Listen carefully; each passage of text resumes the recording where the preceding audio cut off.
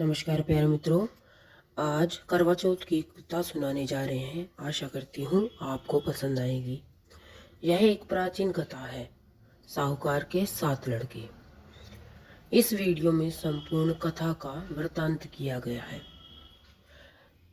कार्तिक मास के कृष्ण पक्ष की चंद्रोदय व्यापिनी चतुर्थी के दिन करवा चौथ का व्रत किया जाता है।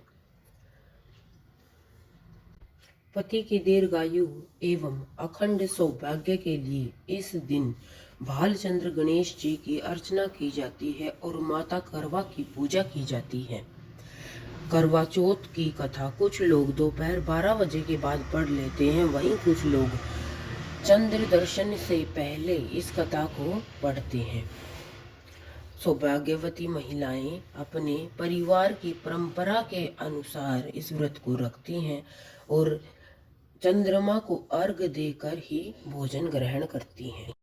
कथा आरंभ। एक साहूकार के 7 लड़के थे और एक लड़की थी। सेठानी के सहित उसकी बहुओं और बेटी ने करवा चौथ का व्रत रखा था। रात्रि को साहूकार के लड़के भोजन करने लगे तो उन्होंने अपनी बहन को भोजन करने के लिए कहा। इस पर बहन ने बताया कि उसका आज व्रत है, वह भोजन चंद्रमा को अर्घ देकर ही खा सकती है। सबसे छोटे भाई को बहन की ऐसी हालत नहीं देखी गई। वह दूर पेड़ पर एक दीपक जलाकर छलनी की ओट में रख देता है, जो ऐसा प्रतीत होता है कि चतुर्दशी का चांद हो। बहन ने भाभीियों से कहा कि चांद निकल आया है, हम सभी व्रत खोल लेते हैं। लेकिन भाभीियों ने उसकी बात नहीं सुनी और न मानी, न ही उन्होंने अपना व्रत खोला।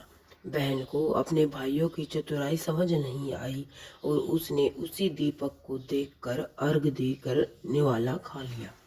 जैसे ही पहला निवाला मुंह में डाला उसे छींक आ गई।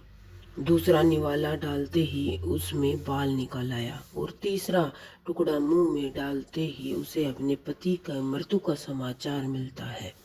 वह बेहद दुखी हो जाती है। उसकी भाभियां सच्चाई बताती हैं कि उसके साथ ऐसा क्यों हुआ। व्रत गलत तरीके से टूटने से देवताएं नाराज हो गई। इस पर करवा निश्चय करती है कि वह अपने पति का अंतिम संस्कार नहीं करेगी और अपने सतीत्व से उन्हें पुनर्जीवित करेगी।